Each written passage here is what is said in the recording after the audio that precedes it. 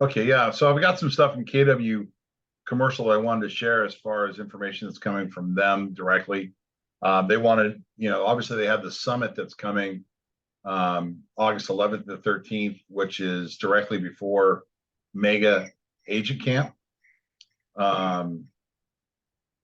So the whole idea here is to stay an extra day or two and attend Mega Camp. The summit tickets are about $350. If you're a non-member, it's $450. But they've got the whole thing. I'll share the a registration link. I'll put it in the chat, and you can put it in there. Let's see if I can do that right now. And also, KW Commercial is partnering with the NBA. We are going to be the educational source for that. The deal's probably be inked at the end of the month. And then this is where they're going to utilize us to help. Let's see, they say your partnership choice as an educational funnel for the athletes. So they'll have an opportunity through different offices and regions to learn about investment real estate through our agents. And there'll be more to come on that. So there's going to be a link I'm going to pass out. I'll give it to Kim, and she can pass it out. It's a recording where Cynthia Lee interviewed Jason Ross, who's with the sports and entertainment community at KW. I'll make sure that you get that out. You can listen to it, how they kind of came up with it and what they're trying to do to get us integrated to the NBA. But they're going to ink that deal here at the end of the month. And the other thing that's just a kind of a big deal, and I'll put this in there as too, is if you or someone that you know in the group is doing over a $5 million deal that's a member of KW Commercial Community, then you can share this information on a thing called the Big Win Survey. And that didn't come across as a link. Kim, I'll send it to you. You can send to everybody. Okay. And then that'll basically, speaking of big wins, they want to see that, but you got to be a member of the community to share it. So it'll be featured, the deal, in the KW newsletter, social media, and press releases as well. So there's some big advantages to being in the community. They're willing to spend some marketing dollars to get some notifications out to the world about what production you're doing if it's over $5 million. And that's it for the housekeeping stuff for KW Commercial. And then they also shared some information the other day, which was basically there's a lot of volume being done right now across the nation. And in the West Coast, the volume of industrial and multifamily is up 26 to 30% in volume. Even though there's they said the product is a little bit higher as far as availability in apartments right now on the West Coast, but sales volume is way up. So just keep that in mind when you hear whatever you hear, the negative stuff. And then I had an interview with an individual from Globe Street, who's an analyst in their multifamily division through Marcus and Millichap. And it was kind of a phone interview with him. And he was saying that a lot of the office space right now is being done at like three-year lease terms. And they really think that by 2026, that 70% of all will be back in the office 4 days a week. And it'll be 4 days a week, 70% will be back. And the problem with that is that once that happens, lease rates will go through the roof when competition sets in 2026. So if you're negotiating deals right now and your client can afford to kind of go the long route, the longer leases will probably be more competitive, because if they got to renew in 2026, you're going to be up by at least, $1 a square foot or more, depending. If you're going with like no increases over 2.5 years or whatever it may be. but they see a huge increase in office. And what they said was that the space is going to be larger to create more independence and autonomy in the office. You're going to have an office to yourself instead of a cube. So their prediction is you're going to have a cube. Nope, I'm going to have an office with a door, and I don't care what job I'm doing, but it allows me a kind of a space that I enjoy during like working at home. But they want you in the office, so they're going to give you the space, more need, more cost, blah, blah, blah, blah. So that's kind of information I've got so far. Jason, this is really interesting, right? This is like having the crystal ball to know what asset class is going to be more dominant right down the road, and what you want to focus on more today, so you can capitalize, in the next few years. Did they have any discussion about, I don't know if they have any statistics about inventory overall, because we've seen that some office buildings transition to that, different kind of use, different purpose? Well, they talked about that, and this is what their feeling was, that the short term would be repurposing for temporary use of some sort. Maybe not office, maybe well, definitely not all residential. Their thought process was, if the owners or the new managers, right? If the new owners, the people are selling at losses and what have you, can hang in for the 3 years, that at the end of the 3 years, they'll be able to fill 70% of their space or more, and it'll get better, because the repurposing of the office buildings, according to their statistics, and everyone knows this, right? It's absurd. The number he quoted me, I don't have it in front of me, but it was just absurd. And there's no way everyone can sit down and, I mean, the Arco building downtown LA, they're not going to repurpose that for residential, right? I mean, it just doesn't happen. So they really think they can get, if they can survive the 3 years, then they'll be able to get some of those people back in the office, and like they said, 4 days a week, and that'll be enough to get people in and use the space.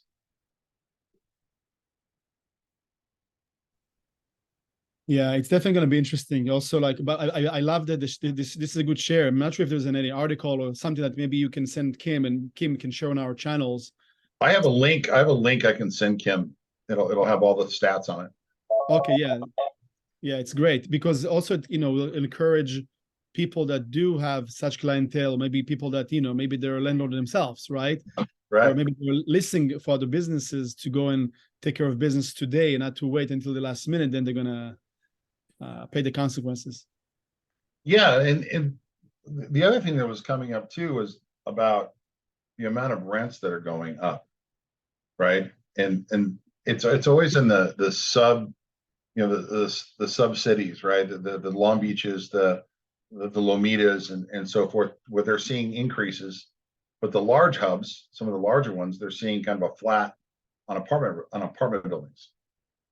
But they were talking about how regionally it changes all the time. So we're talking with guys on the regional call from like Georgia, for example, or Atlanta. Like office and apartment buildings, their rates are going down in the big cities, because people are, they're boogieing out of there, and they're having trouble filling those spots, to where you would underwrite the building with like a 15 or 20% vacancy. And that's a problem on value. Yeah, that's significant for sure. Mm-hmm. Mm-hmm. And so but they're not having trouble getting offers.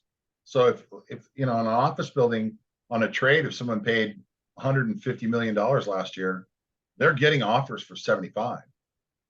They're getting offers for 50% of the last traded value, but people aren't there yet. The pain isn't there quite yet. Right. And sometimes, like the guys in San Francisco, right, they're just handing in the keys. Mm-hmm. Right. So interesting stories all around the United States, and it's always different. So all of us would have a different story in the exact same asset class, with the exact same square footage, with the exact same footprint, and it's all different. All different. Yeah, good stuff. Now, Yes. the question is, the real question is, in LA, right? So LA County, Orange County, you know, what are the largest amounts of asset classes that are selling right now? Because there's a huge influx of speculative industrial space coming to market, right? There's new stuff being built. Leases are a little less, they're calming down as far as the volume of people leasing space. Sublets are letting go of a lot of their industrial space. And that's been hot for a while. But I read an article today on Globe Street that said basically it may not be as hot, but it's coming to a more normal level of absorption, which is still like 20% higher than it normally is. So I don't know if anyone's selling a lot of industrial space, but anybody on the call selling industrial space? A lot of it? No. I see, social media or something like online, like just nonstop. It seems like right now the hottest asset is industrial for sure. That's what I see, just more and more of that. More than anything else. Primarily just industrial. Interesting. Yeah, it's definitely it's definitely got traction as far as volume of sale, but we're also seeing people kind of cringe at, like, over 30,000 square feet. They don't need it. They don't need 30,000. They need, I need 75, but I can operate in 5. Mm-hmm. I need 25, but I can operate in 15. And then down the road, I can expand. So I'm not going to purchase, I'm going to sublet, or I'm going to lease something, and then I'm going to expand later. Yeah. Especially with the business opportunities, because there seems to be a lot of business opportunities right now as well, for people looking to own their own businesses, and expand into people retiring, and kind of, paradigm shift as people retire out. And then I see Elizabeth is on this call. Another hot commodity, if we can get them to settle down and look at some of our stuff, is Starbucks. Starbucks is killing it in their 900 square foot, I call it container model, right? There's no place to sit, maybe 1 or 2 benches, but you drive through, that's it. 25, 30,000 square foot lot, and they can do the whole thing. Yeah, we see was pop up all over. Yeah, that's their new model. If anyone has land, I mean, we've got a connection. Elizabeth has had a great spot, and they just haven't gotten back to us on it. But eventually I think they will, because that's their new model. Because a lot of those other cafes take up a lot of space, right? And they're all ground leases. I mean, they're doing, if they're just leasing the ground, they're building, or sometimes they just buy the whole thing. And the other hot ticket item, I don't know if anyone's paying attention on the retail food side, but if anyone can get into presenting land to Chick-fil-A, they're hot to trot. They're definitely expanding, and I don't know if anyone knows anything about their franchises, but their franchises are like $10,000 to get started. And they handpick their operators, but that's a heck of a business to purchase. Then they're the capital partner, right? Chick-fil-A is a capital partner in this deal. So we've got a lot of opportunity for them as well. And they outsell McDonald's. And they work 6 days a week. So, I mean, They really outsell McDonald's? Yes. I didn't know. Like by a lot. Wait, but that's got to just be for the US. They're not global, right? Chick-fil-A. I'm uncertain of what number they were using, but it's a big statement. I don't care if it's just in California. Right. Yeah. Right. It was an interview. I was listening to the CEO or the chairman of the board, and they were talking about that as well. but they'll do ground lease, they'll buy the land. I mean, when they purchase stuff, they're into it for about $4 million a spot. So I don't know if anyone's pursuing them, but I think that's a really good idea. Sometimes we look at places and say, hey, if we can get that listing, maybe we can get Chick-fil-A in here. We haven't been successful yet, but we're working on it. The other thing I think that people need to pay attention to right now is making sure you're looking at the financial markets and making sure you know what the cost of funds are daily, because that's changing huge for us right now. We're facilitating a purchase that we're listed and helping them find higher LTVs on the purchase, which we were successful in doing, but it was difficult to do because people need help right now.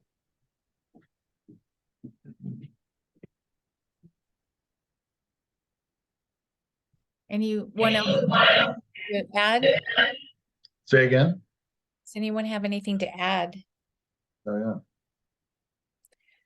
Oh, Jason, when you were saying in other parts of the country that they can't fill their office space, do you think Yeah. it's to the degree where businesses would consider moving out of California for less rent? Or they do it all the time. yeah, but I mean, there's not going to be a surge of that.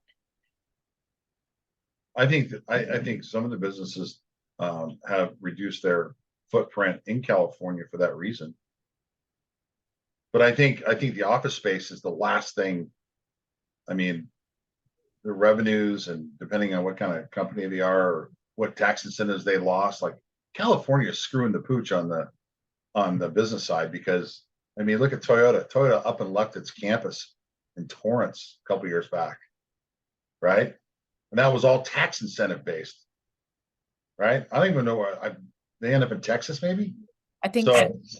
Yeah, when that was all tax incentive, Texas decided, hey, you're out.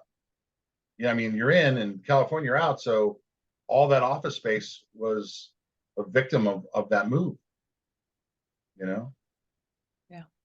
So, I mean, but I still think there's a great opportunity. It's not all gloom and doom. I mean, everyone on this call, they feel the same way. Well, I have a little concern here about the policy, because some of the stuff that we see right now that's happening has been happening for years, that we have a shift up and down and market changes. But one of the things that's kind of caused a lot of problem that I can see is the policy changes that's happening. I don't know if you heard or not, that especially LA County. Which policies exactly? We're talking about the progressive policies. Because right now I heard it. I got an email yesterday that LA County is offering free lawyers to the tenants.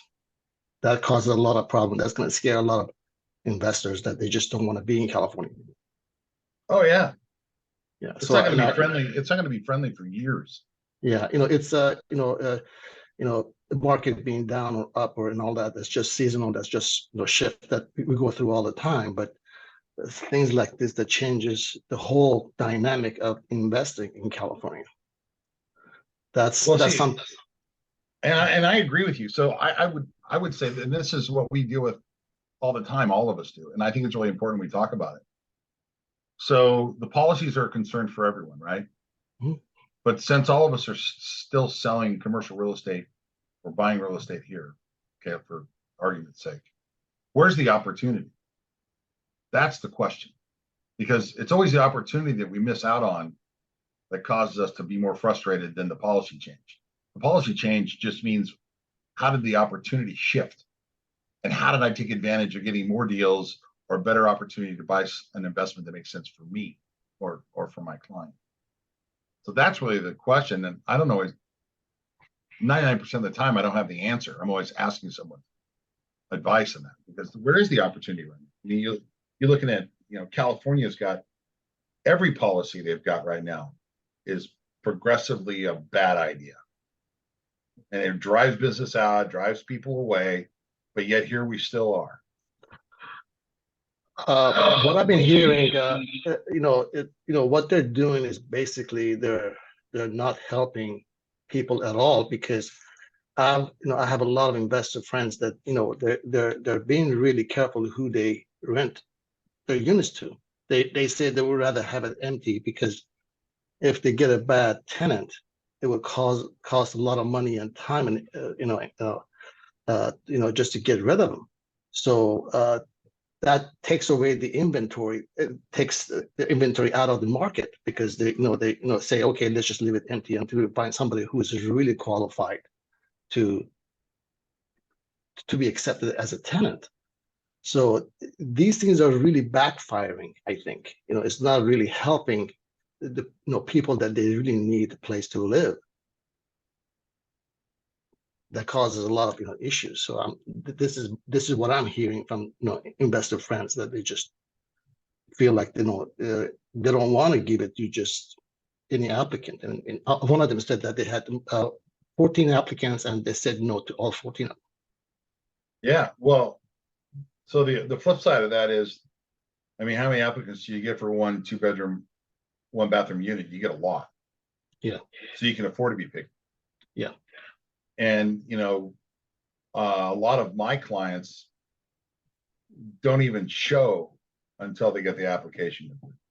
Mhm. Right. So that eliminates a ton of people, Mhm. In that space. And Elizabeth posted this, the month to month is definitely part of the solution, right? No long-term leases. That helps. But I mean, the question is, how long can someone keep, and how many of say a 50-unit apartment building can someone actually keep vacant until cash flow becomes an issue? Mhm. Right. Right. So those are conversations we need to be having with our clients. Like, okay, well, what's your solution if your cash flow goes negative? Right. That hurts your value and your cash flow. Right. So, I mean, those are conversations we'd be having every day with these people.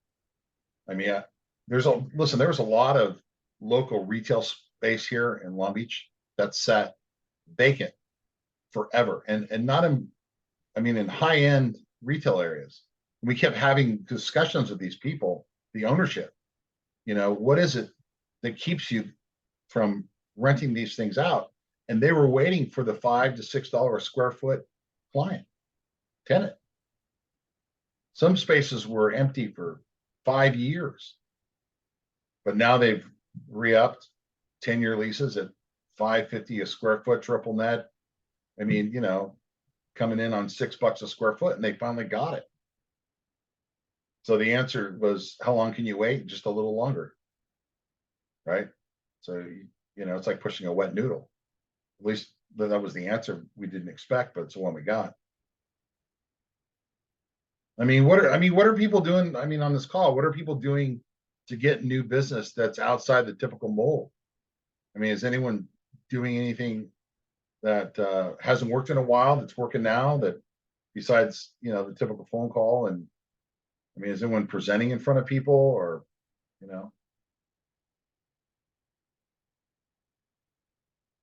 we're doing some guest speaking at some fundraisers and nonprofits. We're also doing some trying to put together a commercial opportunity for drinks and so forth here locally in Long Beach with 2 guest speakers.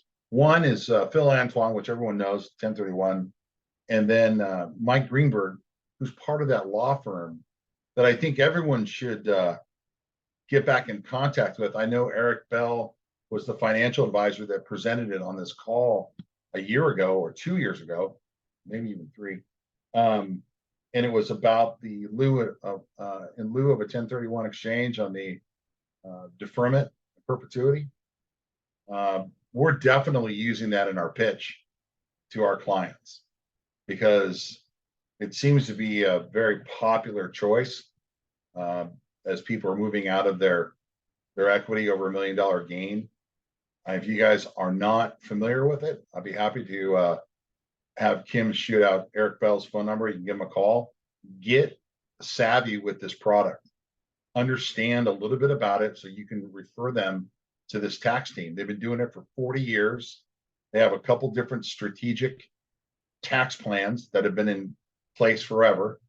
And you don't have to exchange your property. There's a way to do it, and they do it all the time. But there's for people to have over $1 million gains.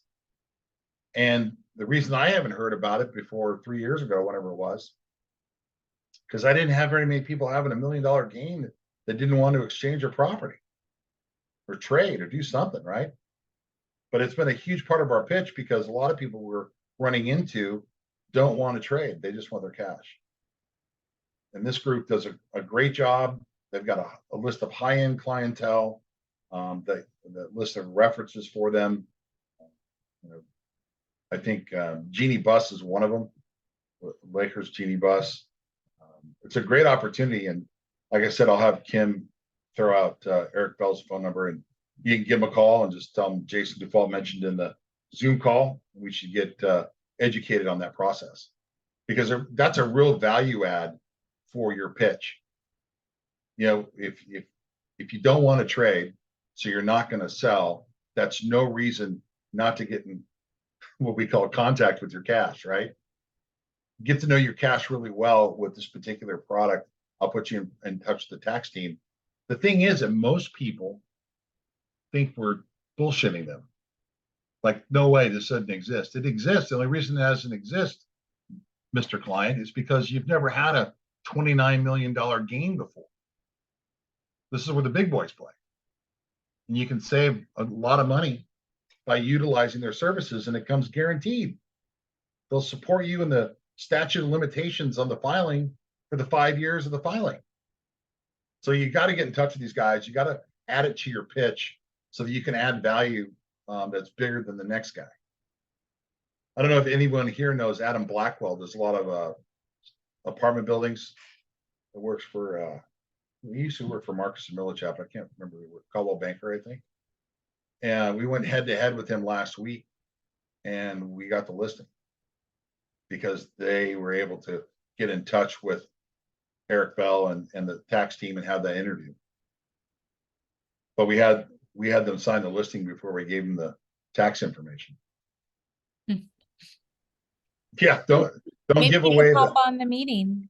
Do you think if we invited him, he would just pop on just to introduce Yeah, himself? no, Eric would speak again. Absolutely. I can talk to him. But that's a value that you can bring to the table in any conversation, because we're getting a lot of those. You know, the DST has been very popular, but I can tell you that I've had conversations with a couple of brokers in different offices, and when your client stops receiving money from the DST because a tenant goes dark for a short period of time and they got a lot of money invested in there, the first phone call they make is to the brokerage, right?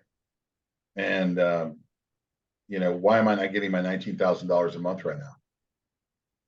Right? And that's a problem, especially if it's passive income for people that are, you know, looking to retire and not play the game anymore. That was a concern of ours. You know, I mean, I don't know who's trading into DSTs, but that was a big concern of ours. And then when I ran into somebody who actually had that happen to them, it's kind of a big deal, right? I mean, it ends like right out, as soon as they stop paying, you're not getting the money, and then you got to wait for them to fill that space again. So anyway, that's kind of my thought process on value add, getting into the conversation with the clientele. It's helped us, and we think it's going to help in the next year or so, especially if we're calling on some of those people that have owned for a long, long time and don't want to play the game anymore. And I think that's really important, because all of us are looking for an opportunity to be better than the next agent or broker on the deal, right?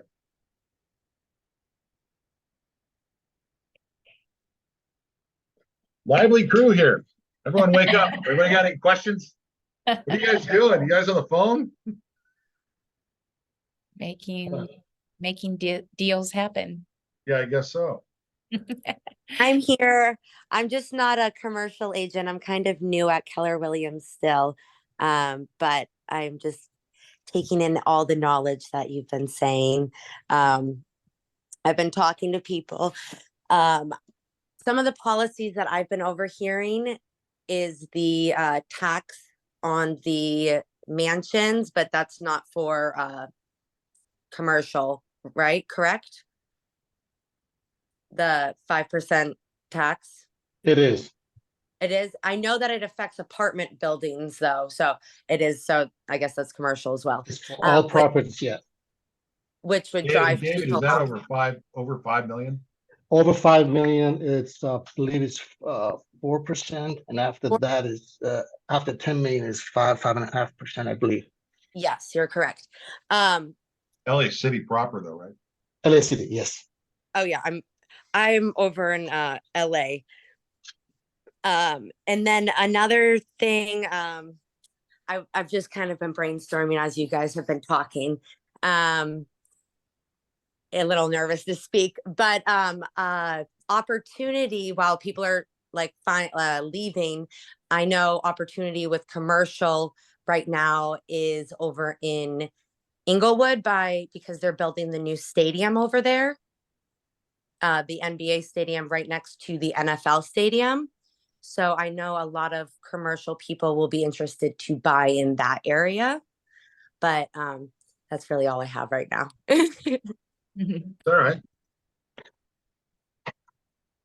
Hey, Jason, there's one more thing that I want to bring up. Is I don't know if anybody heard about this or not, which is I was kind of surprised when I saw that. There's always been a IRS rule that if you place a property into irrevocable trust, you could just pass it on with a stepped up basis. But they came up with a rule in just this March. They said no, anything that goes into irrevocable trust, it will be taxed. You're going to lose your stepped up in basis. It's called the ruling 2023-2. So you may want to know about that. Say that? Type in the chat, would you? Sure.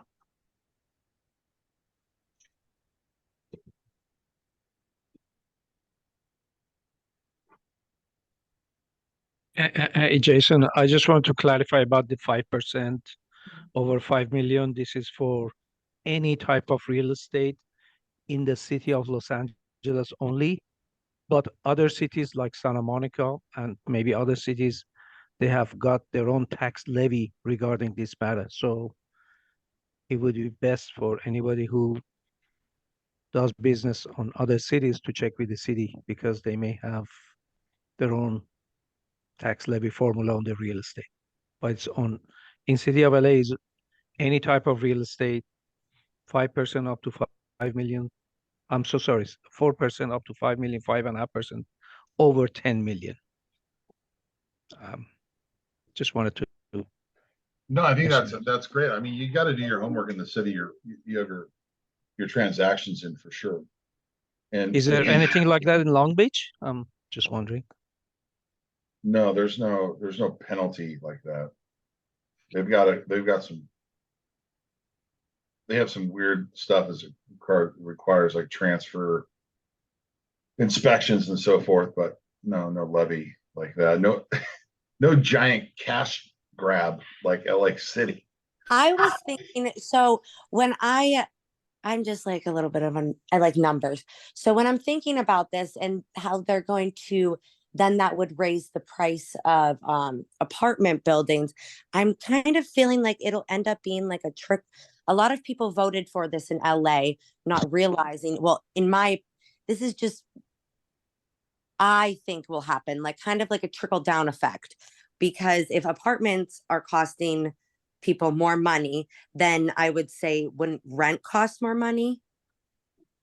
I don't know if this is all in my head, but I know a lot of people were voting for this tax thinking it was only going to be affecting people who are buying, who were able to buy $5 million, $10 million houses.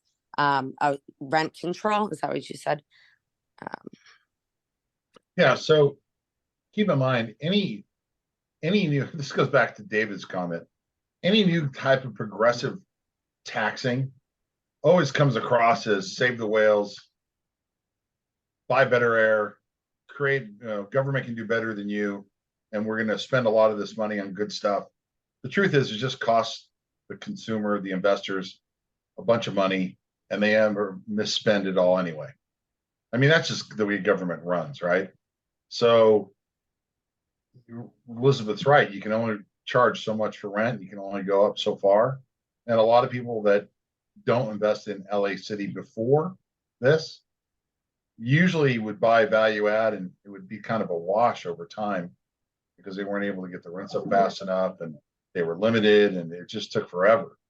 Now rent control is all over California, and everyone's investment strategies have had to adapt to meet those requirements. You know, and every city's got a little nuance. Some are strictly just on what the state has done, but some have gone beyond that, like LA City. So you got to know you definitely got to know what you're up against, and taking a listing in those places so that you understand how to price it well and why. Or if you don't know, then this is what this group, usually larger than we have today, is for.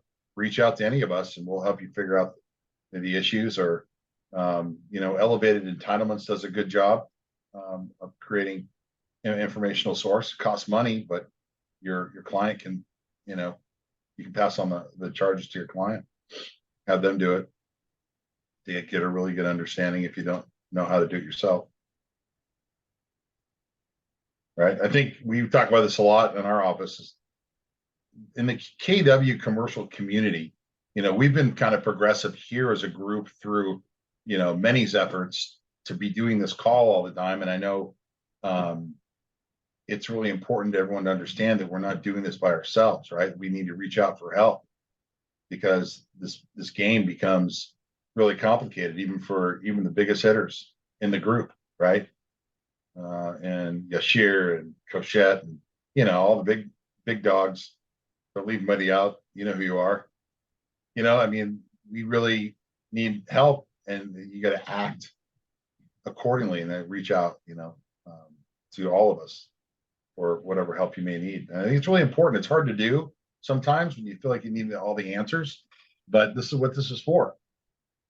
You know, I think on the regional level, I'm trying to bring back information from the regional level and from the guys at the, you know, corporate level, that there's anything that we need to share that would help. But right now, what I gave you today is about it. There are a lot of times these guys don't have as much to share as I'd like, but I'm trying to change that culture a little bit on our calls so we can get better information and bring it home to our group, you know, and share what I can learn from those guys as well. You know, because if you're not doing, put it this way, on the regional call, everybody that's on that regional call is doing close to $1 million in GCI or over. Right? So I'm learning from them as well because they've been doing it a long time. Some are 2 million, 3 million GCI owners. So hopefully we'll bring some more information back to this call on a regular basis and be more fruitful. Because I think one of the things I'd like to do in this call more often is to share what people are doing. And we talk a lot about, you know, how to make better, you know, let's just say we try to better our business here and we need to do more of it.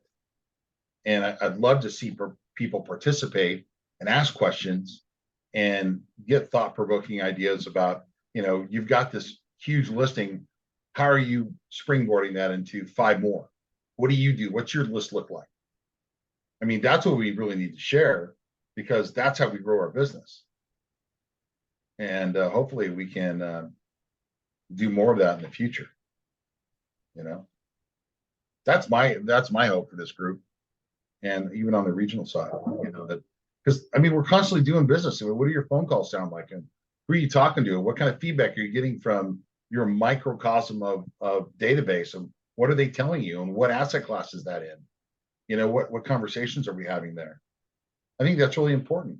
Otherwise, we're just, you know, we're not progressively helping each other in that capacity.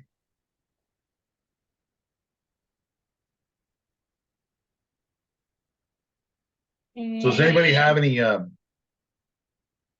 assets that they're looking to sell Any new listings or investors information, something you can?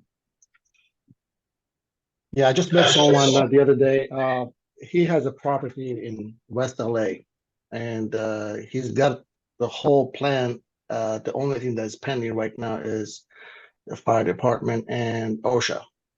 That he's got an appointment on that, and he was asking me to look into it and see what kind of valuation, but I really don't know how to value multifamily like that because it's got 34. It's got a permit for 34 units, and at the first level would be a 700 square feet retail. Is that something that you guys have any expertise in that, or do you know anyone that? On the mixed use? Yeah, I think David Yashir would be good for for that. David. Okay. Yep, he'd be really good for that. Okay. Yeah, reach out to him. He'd know how to evaluate that best. We've had some trouble with that. We've been working with a group for about a year now on their assisted living memory care facilities. And they too are not yet hit a pain level, which is going to require them to sell all their assets. They're trying to come up with all these different creative ways to sell them, or at least get JVs involved, and nothing seems to be working. And then that particular type of product is really difficult right now. It has been since COVID.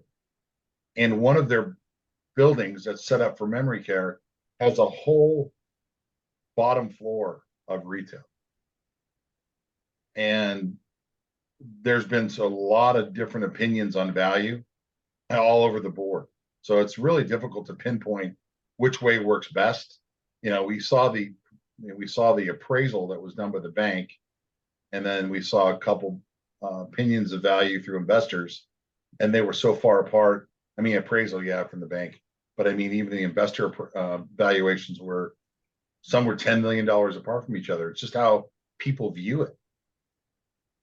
You know, I always just go from a revenue standpoint. How much revenue can I get per square foot? How many I can get for the units up top per door, and do the best I can and give them kind of a scale of where you think you might be. That's my thought. Right? I always like to keep it simple. David might get even dirtier. More creative on that. He's always creative. Right. So yep. I feel like more and more of those spaces are popping up, at least in my neighborhood. I can think of 3 different ones where there's retail on the bottom and like a residential on top too, what David was mentioning. Well, Long Beach has got a ton of them on Pine Avenue. And they developed those. That was kind of an incentive for the city. Like, hey, you want to develop this and you want multifamily, you're going to have to put mixed use on the bottom. But if you drive up Pine Avenue above 4th Street, Broadway, keep going north, all that retail space is empty. Mm-hmm. You know, there was a Gold's Gym that went in one of them. There was a market at one of the bigger buildings, and that didn't work out. They had to close. And, you know, it hasn't worked out as well, I think, as they thought it would in that particular area. But you know, Long Beach is kind of a challenged city. They're trying to always kind of reinvent themselves as far as what they should be or what they don't want to be. And it's been difficult to figure out a theme for the city. Jason, excuse me. Are the residentials on these buildings kind of like filled up? I mean, you're saying commercials, no, but are the residential at least doing what they should be doing? It's interesting. I don't know the total number of vacancies and all the new builds, but most of all the new builds in Long Beach are luxury, high end. And they all have some affordable components to them. Most of them do, but most of them are high end. And when I drive downtown, right, my you know, boots on the ground data, there's for lease signs everywhere. So I know they're not full. And there's a lot of apartments. I mean, I don't even know the number. I should have that number. Next time we have our call, I'll have the number. of how many were built. And interesting enough, early on in the development phase, we had a couple investors looking at some of the older buildings that had kind of the 0+1s and the 1 bedrooms.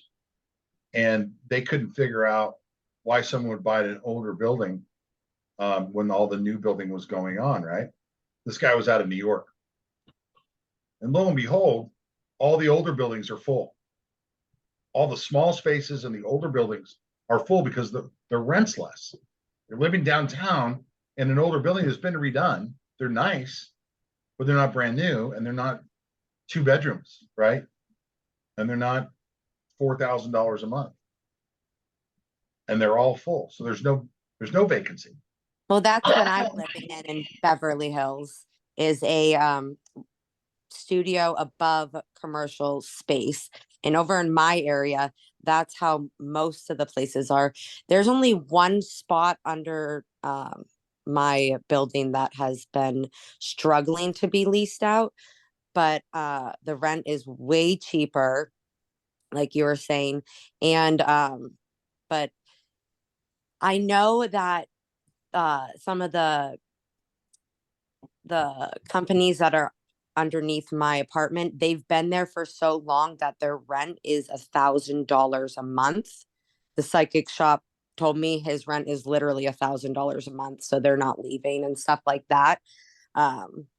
So it's working over where I'm at with the old buildings and the multi-mixed. Mm-hmm. But that's over in Beverly area. Well, during COVID, we saw, right, everyone exit the cities, go to the smaller markets, and then they keep saying that people are coming back. But I can tell you that, if you're looking for a place to rent, like in Long Beach, I'm just going to use because we live here, you can't find an apartment for rent. And kind of the outside the downtown area, harder to do. Really hard to do, and if you find it, it's really expensive, right? I mean, that's why they're building the ADUs all over the place. Yeah. If you got a 7,000 square foot lot, I mean, keep this in mind, right? ADUs are 4.5 feet now setback, and you don't have to live in your house to rent the ADU. You can rent both and put both tenants through hell. Right? I mean, you know what I mean? So, I mean, they're trying to come up with creative ways, but I see that as being a boondoggle in the near future. No parking restrictions, causing a lot of problems. So I imagine that'll change over time. Hey, Jason.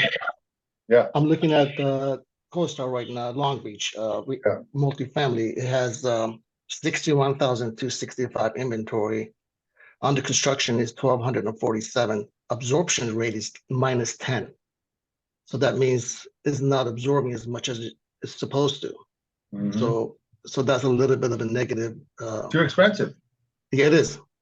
And Elizabeth put in here too, the downtown library and the park outside on Ocean is just like a homeless encampment.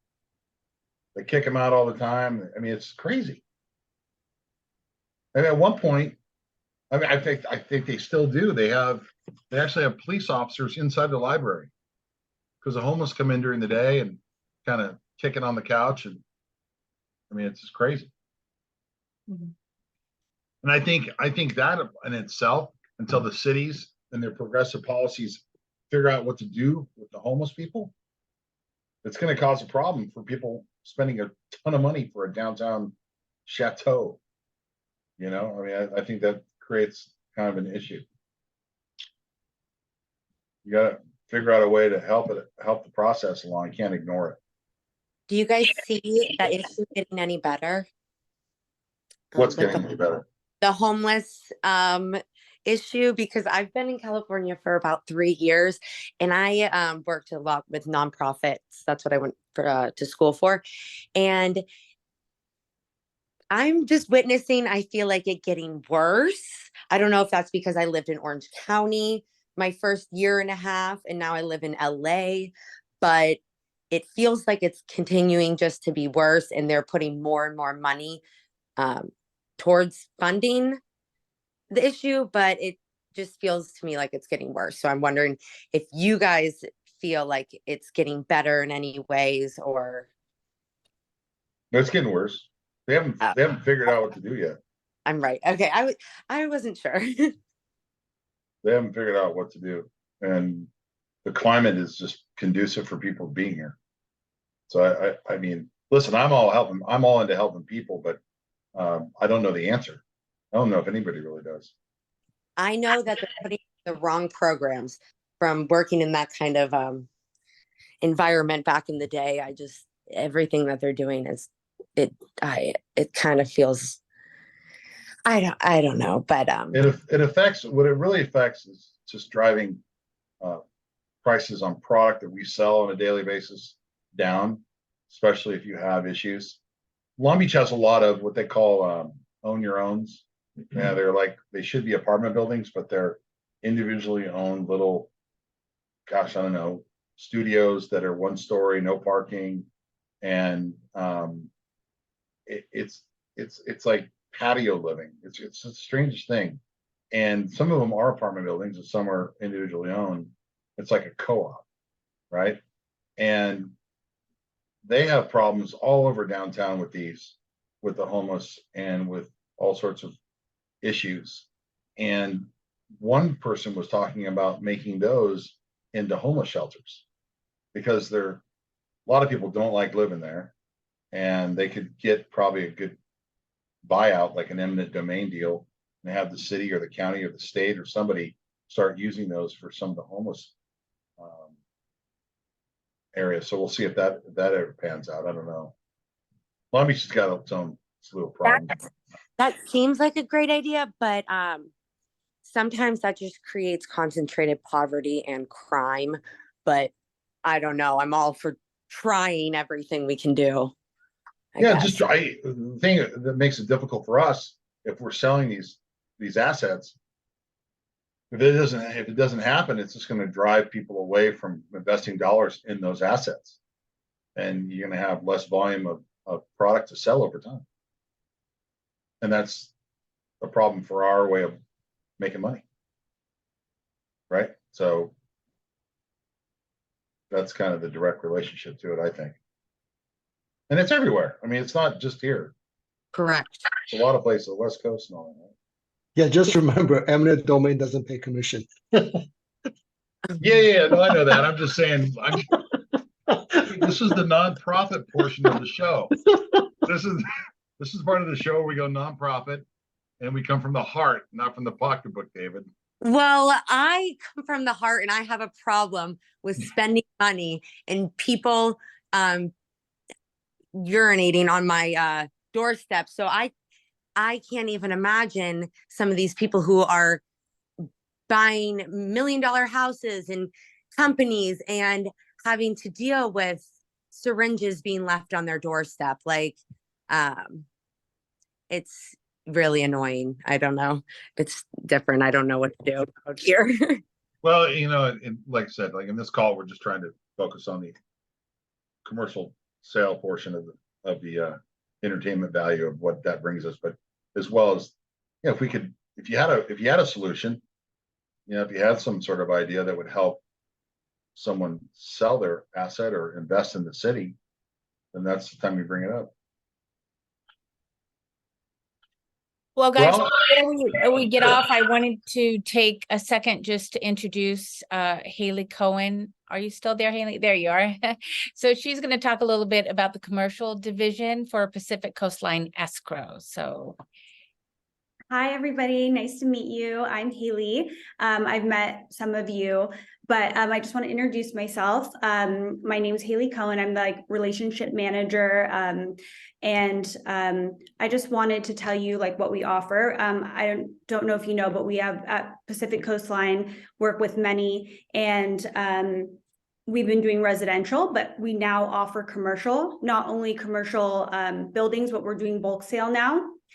We have several different escrow officers that specialize in each area. And what we offer is more of like a white glove concierge service. We're a boutique escrow company and we're completely independent. So we like to go the extra mile and really help out and, you know, really support agents and go far and go to your events and help you with your open houses, whatever you need. We're just right there for you. And we're able to be contacted very easily, giving out cell phone numbers, being able to text message, email promptly. And we really want to help you and become part of your team and really feel like you have a great support system behind you. And Thanks, that's Haley. yeah. I put Haley's info in the chat. So and Pacific Coastline has 2 different branches, one in Long Beach and one up in Calabasas, but we service everything in between, right? Yeah, we're basically mobile, especially now, like after COVID and everything. We could do anything, anywhere, all of in the state of California, everything with notary service or messenger. So it really doesn't matter our location. And that's Thank it. you, Haley. Thank you. Okay, well, thank you, Jason. Yep, thanks, guys. Yeah, thanks everyone for being here. We'll see you in a couple weeks. Yeah, I'll try to get Eric Bell back on, and Kim, I'll reach out to you. Okay, perfect. Thank you, Jason. Thank you, everyone. Bye-bye. Bye.